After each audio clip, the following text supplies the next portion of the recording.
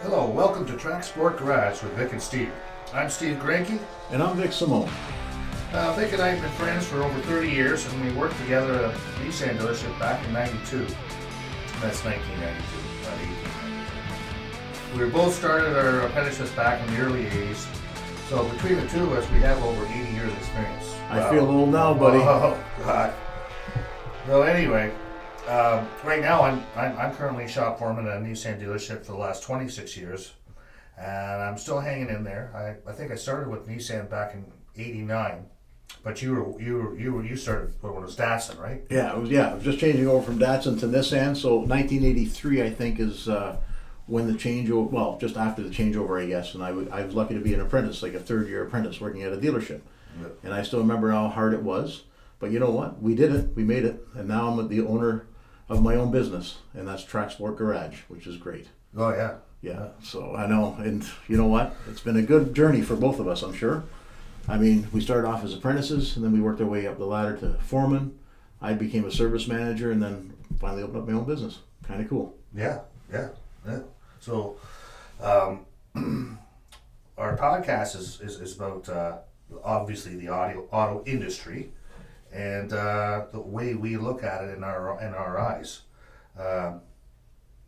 We'll get lots of opinions from us, car repairs, racing cars, and all the bullshit that goes with it. And we'll most likely be going off topic like usual because Well, it always happens we with just us. do. So we'll do that from time to time. So I guess we should just get started with you, Vic, and what made you decide to get in the automotive industry? Steve, it's a long story if you really want to hear about it. No, I don't want to fucking hear it, but say it anyway. I will. It'll take a minute. I'm just kidding. Yeah. Anyways, it all started back when I was a young child. No, I'm just kidding. Back in the late 70s. Jesus Christ. Back in the 70s. 1970s, you imagine? Yeah. Okay, I don't even want to talk about it. You know what I mean? Now I Well, feel we're on a I feel podcast. old. You have to talk about it. Okay, so let me talk about it. Anyways, late 70s, I guess we're around 12 years old, 13 years old. Got a job working on some farms, in Gormley. Okay, it used to be all farm field out there. Richmond Hill was all farm field. Yeah, I remember. So we got to, drive the tractors, work on the tractors. We had some old cars we fixed up, used them to run around the farm, right? But you had to fix them if you wanted to drive them, Yeah. right? So anyways, it was a lot of fun. I mean, we learned how to fix the stuff, and then eventually, you go to high school and you start figuring out what you want to do for life, right? I guess that's what everybody wants you to do. Yeah. Anyway, so I went into the automotive right from grade 9, right? And there it was really good. Our Bayview High School at the time, that's where what it was, and they had automotive, electricity, like electricians and machine shops, right? Very, very good school. Anyways, I took the automotive and took it right through, and yeah, I can't say anything more about like how or what, but all I remember is going to my what do you call that? Guidance counselors. That's it. Yeah, guidance counselor's office. That's how old I'm forgetting things. Okay, guys. Yeah. Anyways, went to the guidance counselor's office, and there was a help wanted sign on one of the walls there, and it was to do with Richmond Tire. It said, right, and that was doing tires. And at the same time, they had videos on different trades and stuff. So I looked at the one auto mechanics, and I saw this guy working on a Jaguar, adjusting the valves and everything like that, and it looked interesting. So I guess I went off into that. I mean, I got a job working at Richmond Tire. My first job was sweeping the floor. I still remember that. This big guy walked up to me and says, "You the new guy?" I go, "Yeah." He goes, "Here's your new dance partner." And passed me the broom. Right? So I swept for 2 hours. I cleaned up that place like you wouldn't believe. And then I started doing tires, learning how to do all that stuff, especially on the tractor trailers, which is kind of neat. And then from there, I got a job just when I got out of school, working at a gas station. And it was Regent Gas it was pretty close to the Steering Burgers. I don't know if you remember that. Oh, I remember. And anyways, I got my first apprenticeship sign up there for $3.16 an hour. Overpaid. Oh yeah, I think so. Man, I was overpaid. Anyways, and at the same time, I got a job working at the Goodyear Go Center, which was next door to there. And then at the same time, I got a job working at the Sears Automotive as an installer. There was lots of work if you wanted to work, right? Yeah. So I was 17 years old, and I had 3 jobs. I'd start my morning off at 6 in the morning, pumping gas for all the postal trucks, and then working in the shop, and then going back out pumping gas. You know, remember they used to run over that black cord, Yeah, and yeah. ding, and off Yeah, and go, right? yeah. So I had that happening, and then I go work at the Goodyear Go Center, and then we're going to Sears Automotive. So it would be 9:30, 10 o'clock by the time I finish at nighttime. Did that for a few years, and then I met this real nice Italian man in Scarborough, who my grandfather introduced me to, and Tony taught me pretty well everything I know. Yeah. Right, taught me how to actually feel things out when you're working on a car. You know what I mean? Like, I still remember the first day he tested me out, and he goes, "Listen, you know how torque works, right?" I go, "Yeah, I understand torque." He says, "Okay, you got to change the wiper arm on this car. Okay, when you tighten things down, don't over tighten them, right?" So I was doing stuff with him all day long, tires and brakes and oil changes, and then I had this one job to do at the end of the day. Anyways, I'm tightening up the wiper arm, and I feel it going snug, and I'm thinking, okay, 8 foot-pounds, I'm feeling it, boom, and I break the nut right off. I break the stud right off the thing, right? He looks at me and he goes, you were torquing it, right? He goes, I go, yes, but I overdid it. He goes, okay, good. So anyways, I'm packing up the tools, his tools and everything, putting everything away, and I'm ready to go home. Just as I'm leaving, I'm thinking he'll never want me back here again. And he turned around, he said, I want to see you here tomorrow. You come back here tomorrow. And from that time on, I knew that maybe he saw something in me, and I never let him down. Yeah. And then I obviously went to the, as you get older, you want to go and work bigger, I guess. So I went to Datsun Nissan, because friends of ours worked there at the Islington. And then that was in 1983 till like 1992 or 91. Was it 91 or 92 when we met? So like 91, 92, Yeah, somewhere so we around met there. over there. Yeah, so we met at the dealership. We were licensed by then, right? Yeah. And at 41 Dixie, which was awesome. Yeah. We had a good time. And then '95, I left there back to Alta, became shop foreman there, and at the year 2004, left there and opened up my own place. Yeah. And I have never turned back since. I had Simone Performance, and then I sold that, and now I opened up my small shop called TracSport Garage. Yeah. Right, and that's where we are right now. Awesome. Yeah. How about you, man? Well, my mom remarried, and he had a Shell station, and he was also involved with racing. So they had two race cars in a roundy round at Cayuga. We raced at Cayuga and Flamborough and all over the place there. And so I got a taste of the automotive like when I was like 13 years old. Nice. So I was right interested right then. So then when I went to high school, automotive, well, I'm taking that course, so I took that all the way up.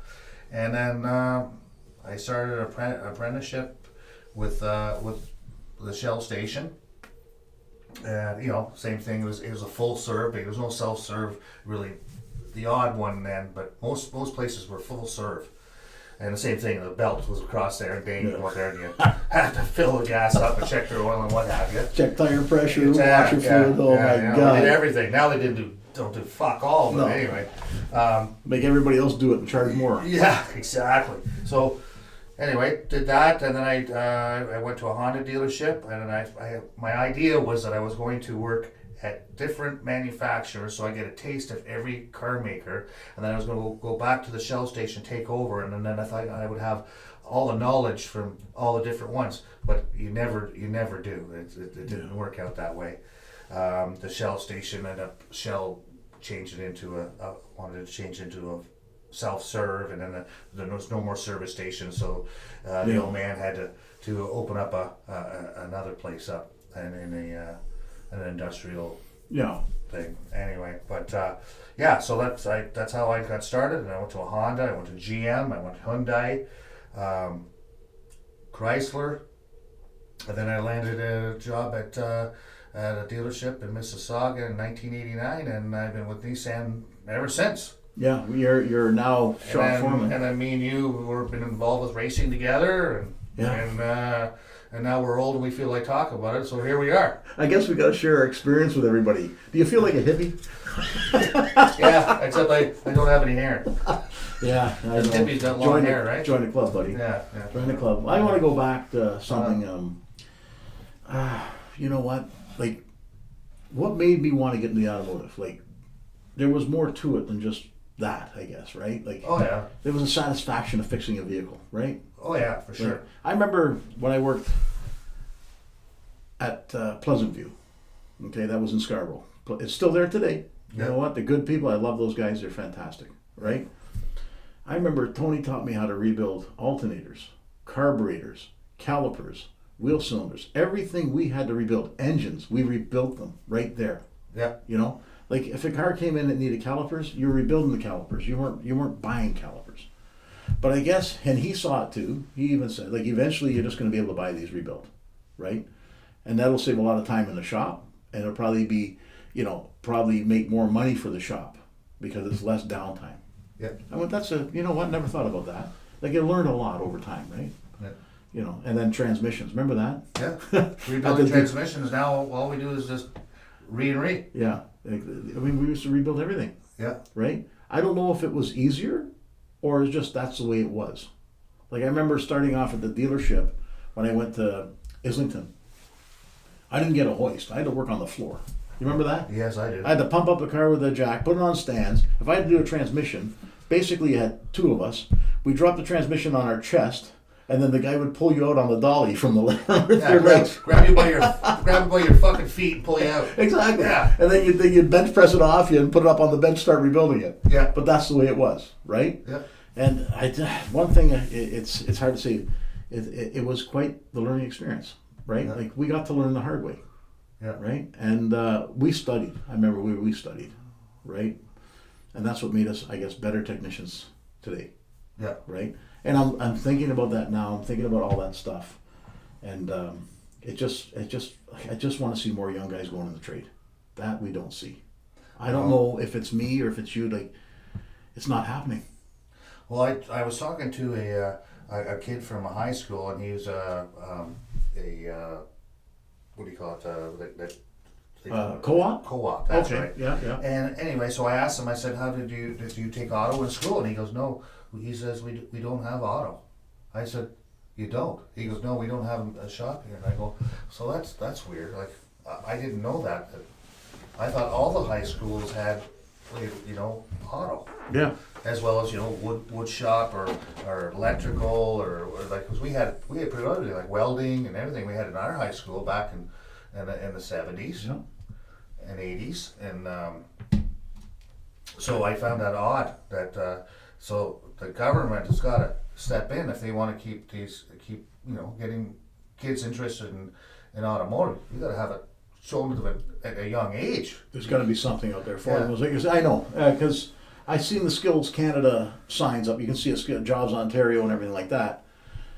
But they're promoting more of the house building guys. They're not promoting the skilled trade on the automotive. Yeah. Because one thing I got to say is the automotive industry, automotive technicians are going to start getting paid what they deserve. It's going to happen real soon. There's not going to be this more freebie stuff anymore. Yeah. Who the hell are you to tell me I could do it myself? Go do it yourself. Yeah, let's see. Right? I mean, I'm looking at how fast everything's changing, and man, I just shake my head sometimes. Oh yeah, we have to be plumbers. Yeah. Electricians. Yeah. Mechanical, obviously, and now we got to be IT guys because everything's all computer. That's right. So, because at work, that's all I'm doing is reprogramming, flashing, whatever you want to call it, configuring, and all these controls are individual control units, whether it's ABS, engine, transmission, your everything. Yeah. Everything, and it's getting very difficult, and it's more difficult for me and you because we never grew up with that stuff, right? We grew up with rebuilding alternators and starters and that, which they don't even do that anymore. That's right. And now it's all computerized, so that's the way the world is going. So, yeah. Well, it's getting very technical, and right? and we're going to need these kids getting into this in this industry, and I think it's right now they don't even have a fix for it. Really? No. You know what? I haven't gotten involved with anything yet. I don't know if I want to anymore because I'm getting too old. But maybe I should, because it might be the experience that you and I have that might help people get back into the trade. Yeah. Because every time I turn around, there's a guy leaving the trade. Like, I'm leaving the trade. Why? Because it doesn't pay. Like, and we've always been talking about this. Oh yeah. How can a manufacturer set a time to change something on a vehicle that somebody designed that will take you 10 hours to take out, but they're only going to pay you 2, and that's the way to do it. And that's the way it is. Yeah. I don't think so. Right? It's impossible. Yeah. You know, so like, there's so many things we can talk about this situation, which we will be. We're going to go back and forth like crazy, Yeah. you know, because I'm still going to go back to how it all started, right? And then Yeah. back to a repair that we're going to do, right? So I don't know how. Well, you were around when they created the wheel, so you should know a lot. I was, yeah. I remember the inflatable one. She was good. Anyways, man. So, yeah, we talk about our experiences and how we got into it. I still remember, like, there's so much history on stuff we've done, right? You can go back to when I was an apprentice working on a car. And I don't, this was back in the day, I remember the guy saying, who would you want working on your car if you had to bring it to the shop, right? Yeah. And they said, that guy right there, and that's it, right? And then who's that? That guy right there, that guy. But he's only an apprentice. Why do you want him touching your car? He's the only one that torques everything. Yeah. Right? So anyways, I got a lot of work from just doing things right? And that vehicle, it was a 1997 Micra. Oh yeah. Do you remember that? Oh yeah. And in 2015, they came up with the Micra again. Right. And this woman still had her car. And I think it only had 100,000 kilometers on it. But I maintained that car since I was a third-year apprentice till 2015, when Nissan Canada actually gave her a brand new Micra. But she had to give her old Micra back to them. Isn't that something? That's something. Yeah. So that's talking about maintenance. People actually did take care of their cars like that, and it lasted that long. Right? Isn't that cool? Oh yeah. Yeah. So. Well, I remember I was doing a safety on a car, and I looked in the glove compartment to get the wheel lock key, and they had the PDI sheet. I looked at the old PDI sheet, and the car was like 10 years old. Yeah. I looked at it, and I PDI'd the car. It was had my name on it, and then inside was a safety, and I guess they had leased it or something. And Yeah. I safetied the car like 5 or 6 years before that. Like, Nice. From and then I was safetying it right now because someone they were selling the car. Wow. So they maintained it with you at the dealership. Yeah, they maintained it with me or whatever. But I didn't realize that I did all that. Yeah. Like, I safetied it early because it was a blue 90 Maxima. Wow. You Yeah.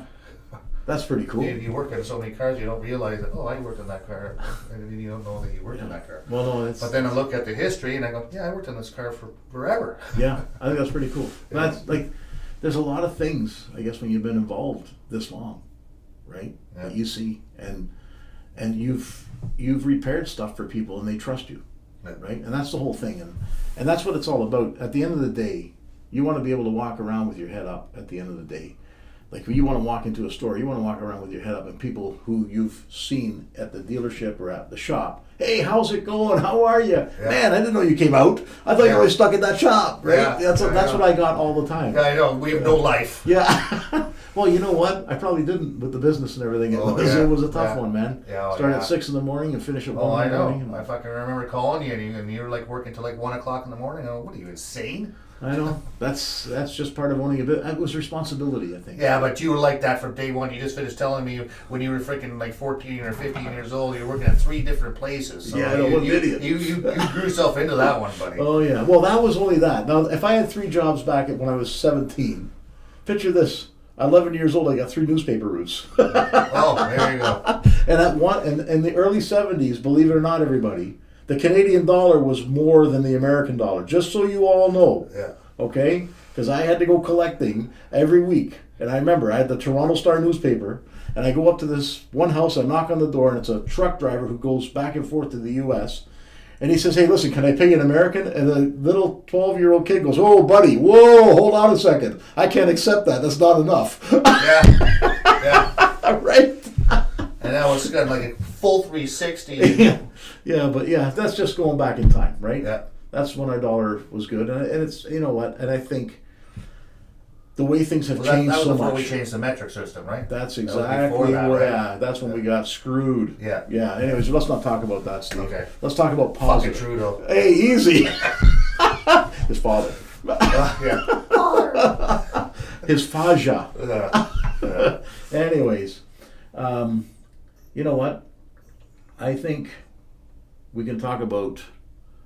Let's see. What can we talk about, Steve? Go ahead. Tell me. Well, we're going to go back and forth with the positives and negatives of this trade.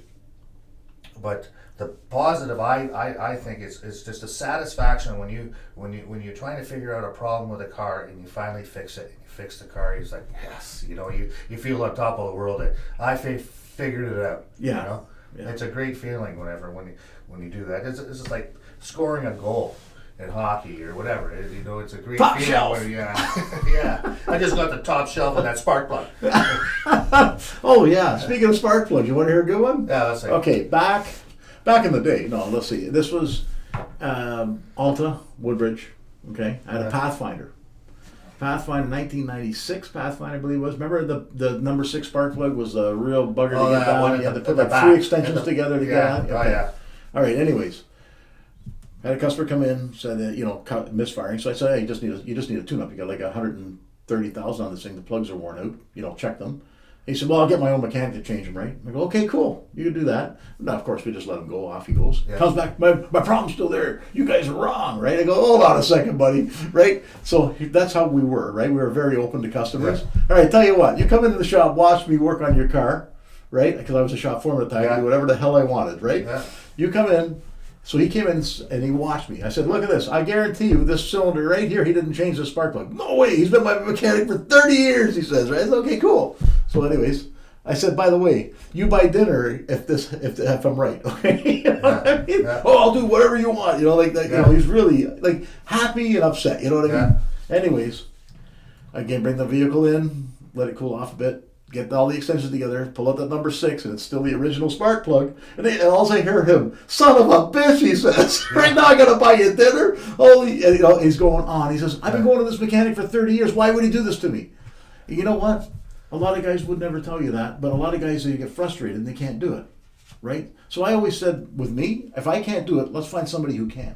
Yeah. Right? That's the way I was. Oh, I'm like today. If I can't figure something out, I always ask another person for a second opinion.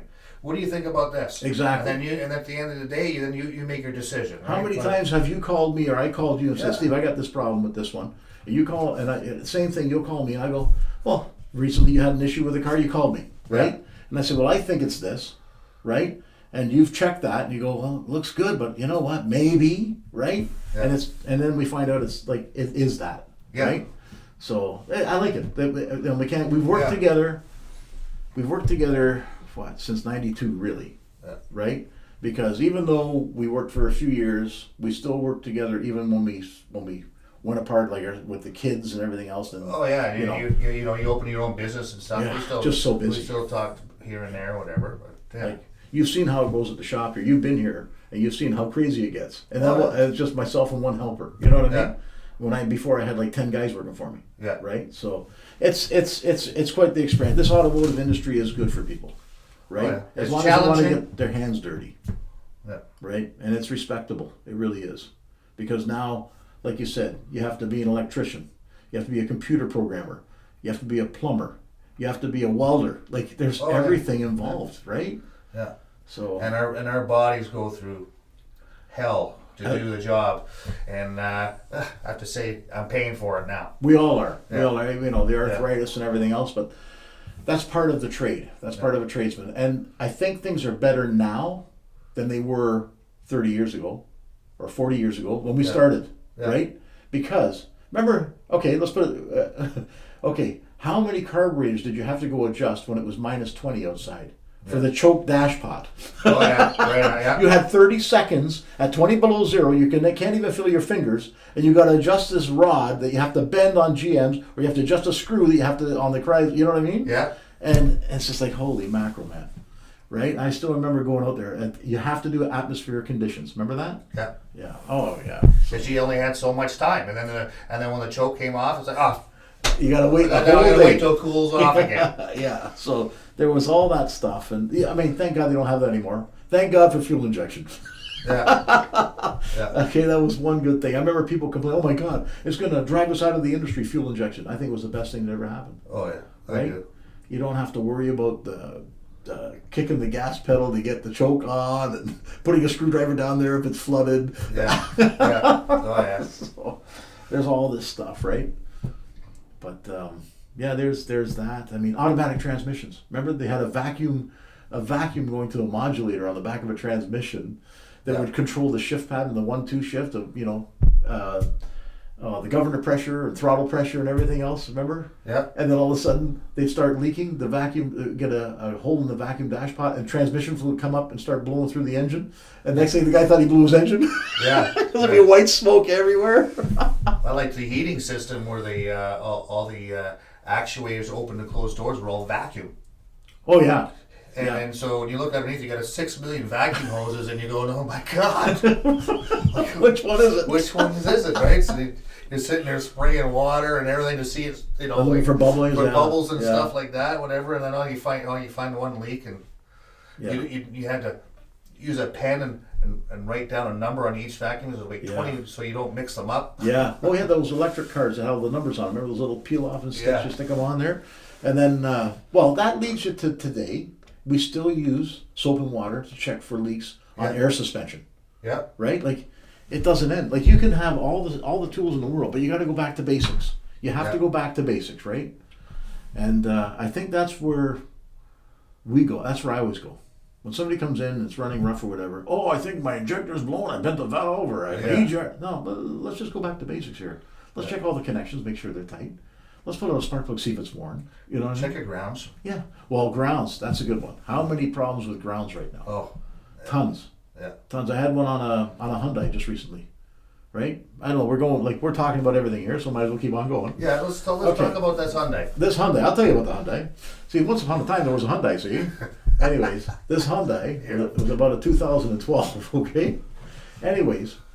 I apologize for the people out there listening to this fucking idiot, but okay, go ahead. I apologize for the foul language from that asshole. Okay. Anyways. Go ahead. Okay, where was I? The Hyundai. Okay, speak to me now, Steve. The Anyways. Hyundai. Okay, the Hyundai. Okay, so this Hyundai, see, was a 2012, I think it was a Elantra, and the customer went to the car wash and washed it. Like, he's a fireman. We take care of a lot of first responders here, right? So he's a fireman. He's on his way. Fucking got to do with anything. I'm just trying to give you the Okay, situation. all right, here. all right. You know, the time, the situation, like how life is, Stephen. Okay. Okay, Stephen. Go on. Go ahead. Anyways. The Hyundai going through a car wash. Why even start with me right now? Anyways, back to the Hyundai at the car wash. He shuts off the car, washes the car. Now he gets back into it and just goes click, and then there's nothing, and a click, and nothing, and then a click, and then finally it starts. Right? So he's, oh, thank God. Because the guy he's in Port Perry, and he lives in Aurora. Oh, Okay. He's, that's how the story is, okay? That's why I bring it up. Anyways, so he goes to a gas station now in Port Perry and shuts it off to fill it up because it's low on fuel. Now it doesn't start. Yeah. And it's click, click, click. So the CA comes, they try and boost it, nothing. So they figure the starter's gone, right? So I'm like, yeah, it sounds like it. This is 1 o'clock in the morning. Tow truck doesn't pick him up till now. They send another tow truck to pick him up. It's 3 o'clock in the morning. He drops it off at the back of the shop. They actually meet me here in the morning. They help me push it in because it's just myself here at that time, right? Yeah. So I put the booster cables on it, like the booster pack, and it's got to be a starter by the sounds of it, right? And I put the booster pack on, and I click, click, click, click, click, click, like that, and then that's it, right? And as I got out of the vehicle, they were standing ahead of the car by about 10 feet. They were in the office looking out the window. They said, we saw a lot of sparks come off there. I go, sparks? Really? Anyways, the ground cable on this vehicle, why manufacturers are doing this, I have no idea. They put a ground cable from the battery to the body that's near the hood hinge. Okay? Where all the water's running. Where all the water's running, exactly. So I look at that, I go, you know what, guys? Before we do anything here, like, I'm not going to call a start. I'm not doing it. I have to diagnose it, right? I take the 2 bolts out that are holding that ground cable on. They're rusted to hell, right? I take the ground cable off, I sand it down, I put new bolts with that ground cable, and I sand down where it mounts to the body of the car. Put the new bolts in, the car fires right up without a boost. Yeah. Okay? Now, how many people would have changed that starter motor or gone astray at that point? So say most a lot of guys would have. You gotta go to The your basics. basics. Yeah. Remember, basics, voltage drop. Remember Yeah. that with the voltmeter? So that, you know what? They just said, oh my God, we would have changed the starter. I said, yeah, everybody would have changed the starter. Then they would have found this after, right? Or they would have been losses and forget to take it to the dealer.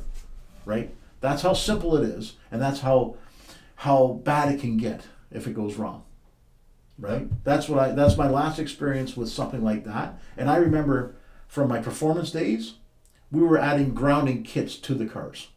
So if it had one ground going to this body, we would add 6 more grounds to the engine and back to the battery and then back to the body, so it had perfect return. Yeah. And actually it helped a lot. And I think manufacturers need to give more grounds to these cars because it's leading to more electrical problems without them.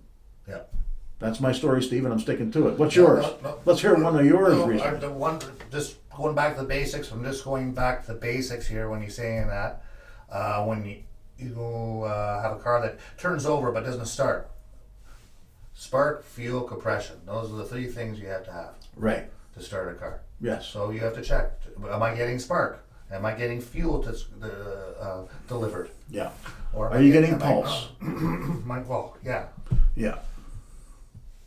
Well, that's what, Yeah. if you're getting fuel and you're getting spark, then you have to start go from there, right? Right. So you got spark. But that's what you have to start off with, the 3 basic things: the spark, fuel, compression. That's it. Yeah. And how many times has it just been a flooded vehicle? Yeah. Right? And you got spark, you got fuel, you got everything. You take out the spark plug, it's soaked. Right? Yeah. And now you're wondering, hold on a second, how did this happen? Right? And it's always got to do with, well, last night we moved the car. Yeah. Right? Yeah. And we just started and moved it and shut it off.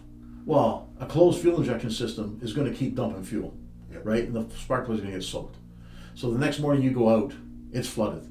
And the only way you're going to fire it up is to pull the fuel pump fuse, hold it to the floor, and pray that it starts. Otherwise, you're taking the spark plugs out, you're putting them back in after, you're drying them off and everything, putting them back in. Then you got to do an oil change because now it's saturated in fuel. Yeah. Right? Yeah. The oil's saturated in fuel. So there's a lot of things that just go back to basics. And I educate our customers that way. Right? You do the same thing, I'm Yeah. sure. But do they listen to you at the dealership level? Yes or no? No. No. That's too bad. No. Because a lot of times they think they know more than you do. It's a shame. It's a shame. Yeah. You've experienced a lot. But I go, well, I've been driving for 30 years. I don't care if you freaking if you run the moon. Yeah. Like, Yeah. Yeah, I can understand that because I remember working at the dealership. There was people that would listen and people wouldn't listen. yeah. Right? And the people that did listen, they became customers, like full time for life. Yeah. What was the other one? I used to get some headaches. I remember this one car that came in. We used to get a lot of cars from head office. I don't know if you remember that back at Alta. Yeah. Back at 401, from Islington to 401 to Alta, where it just seemed to follow me. Damn it. Yeah. Anyways, there was this one Maxima that came in. It was a 995 5-speed, beautiful. Yeah. You know what I mean? Black, gorgeous car. Yeah. Anyways, it had been repaired like 4 or 5 times, and then what happens when they get involved? They send the customer to a dealership, they put them in a rental car, and now they give you the whole history of the car. So I get the whole history of the car, how many fuel pumps have been changed, all kinds of stuff, Yeah. right? And I'm like, oh man, right? This thing's had a lot of work done to it. Yeah. And it's only like, not even a year old, I guess, maybe 6 months. And of course the guy's not happy, he's got a nice car and everything like that. Anyways, they park it in front in the drive-through. We had a little drive-through there, I don't know if you remember. Yeah. And I go out to start it, oh, it's just cranking, not going. It's happening right now. You Yeah. know what I mean? So I'm going. I don't hear the fuel pump. Right? I don't hear it. Right? But it's got a brand new fuel pump. Okay, hold on a second. In my head, I'm doing all this stuff in my head without getting the gauges out yet. Yeah. Meters, nothing. Yeah. So I called the apprentice out and said, "Listen, man, I need you to fire this car up. I'm gonna pull the back seats out. I'm gonna go to the fuel pump, get my voltmeter on there. Right? So I get my voltmeter on the fuel pump. I see 12 volts, like 12 volts. Right? Yeah. I gotta crank it. Goes down to like 2. Right? Okay, stop. Turn on the key. I got 12 volts. Okay, crank it. It goes down to 2. Right? I go, well, it's losing power. It's not the fuel pump. It's ahead of that. Right? Yeah. So I know now we got a voltage drop happening. So I get the schematic up on the circuit on the diagram in my book. I loved it when you open up the book and you can fold the page out Oh yeah. and follow the whole Remember those diagram. ones, I yeah. love that, right? That was, to me, the best thing ever. So I'm following, okay, I can see where the connections are and all that. I said, okay, do me a favor now. Turn on the key, yeah. So I got my voltmeter in there. Okay, step on the clutch. I lose the voltage. Let your foot off the clutch. Hey, it's back again. Step on the clutch. I lose the voltage again. Let off your foot. It's back. Yeah. 12 volts. So guess what? I pull the carpet back, right there, and the harness connector is there. for the rear harness. It was loose. All they did was plug it back in, remount it, and it was fixed. So when you stepped on the clutch, his weight of his foot was pushing on that connector and losing that connection. Yeah. Under the carpet. Yeah. Right? So that was fixed in about 10 minutes. Yeah. Okay? But do you understand? It's because it happened in front of me. You know, it happened right there. Oh, thank God it's happening right now. Yeah. Right? But there's a lot of problems that were intermittent. Remember that? Oh, shit. That's they weren't. Then the customer would bring it to you and say it's doing this, and then we go for a drive and it's not doing it. No. And you're going, I don't know where to go. No. I don't know where to look for. Yeah. It's working. Yeah. It's all like, it's just crazy. There was one that got me good, and it was Ultima, and we were just driving along, and it would just start to lose fuel, right? You feel it, and then running out of gas, and starting to buck and everything like that, and then it'd be fine again. And I remember I was going nuts checking this thing over. I said, I'm going back to basics, right? I got the scanners on there. I see what's going on. I'm going to check the fuel pump fuse. Don't know why. It was semi-burnt. So you had 12 volts going in and about 8 volts coming out of it. It was just burnt that little bit. When it got hot, the resistance would be too high. It wasn't blown, right? Pardon me. So there's I've had it the other way where the terminal inside the fuse box was a little bit loose. Yeah. So when you take the fuse doesn't mount the fuse. Yeah. Right? You push it in. Yeah, I got current going across both sides of the fuse. That's good. But it wasn't going out because the terminal was just a little bit loose. All I had to do is just tighten it, put the fuse in, and everything was fine. Yeah, we've had quite a few of those. Stupid little things like that. It's unbelievable. I remember the air filter from hell. I think you remember that, 1992 or 93 Maxima. Yeah. Okay, we're going back here in time, guys. This is older stuff, but this is basic stuff. So remember this. Okay, so you got the factory Nissan air filter. It comes with oil lubed around the seal of the air filter, right? It came with a little bit of oil. When you put it in, it seals really good when you put the air filter housing back together. Aftermarket ones were dry. Yeah. And so when you close the seal down, it didn't seal 100% on the air filter housing. So as you were driving, you would get this secondary air induction coming in, affecting the airflow meter, saying that it's accelerating when it's not, so everything goes all to hell. So you're getting it was like a little tornado created inside that air box. Yeah. Oh my God, that took me a long time to figure out. So I just put a factory air filter back in, and everybody was happy again. Remember that? Yeah. After a lot of swearing and cursing. Of course. Oh yeah, absolutely. Yeah, there was that, and then there was a whole bunch of other stuff. Oh my God, Steve. Yeah. O2 sensors when they send over, what is it? 0 to 1 volt was the signal back then. Yeah. Okay. And this one was sending 3 volt signal, and it used to shut the car down while you were driving. Yeah. Pow, a big backfire, right? What happened? You shut off the car and everything's fine. You go again until it does it again. The thing is that was so. Why is it developed into 3 volts? Like I couldn't understand that. Don't know. Because usually when an O2 sensor then was bad, it was either stuck at 1 volt or stuck at 0. Yeah. It wasn't fluctuating. I don't know how it got 3 volts down either. Yeah. So there's going to be a lot of things we're going to talk about that have to do with stuff we've experienced, right? And then there's going to be stuff we're going to talk about that's new, right? Yeah. Yeah. So let's call this a day. I think so. I'm goddamn tired, Steve. Well, I'm hungry and I wouldn't mind having a beer. Well, I think maybe I have a couple of beers. Okay. All right. Anyways, thanks for listening, and hopefully you'll hear us soon. See ya. Ciao.